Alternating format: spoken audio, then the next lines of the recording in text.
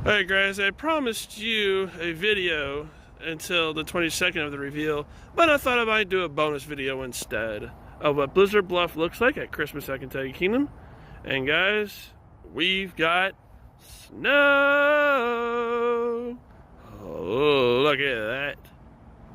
We've got snow on top of it, we got lights on top of it, we got the walkway being painted, we even have over here, I don't know if you can see it.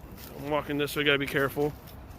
But we have also the snowflake over here too as well. As we're gearing up for next Saturday here at Christmas at Kentucky Kingdom, the 22nd.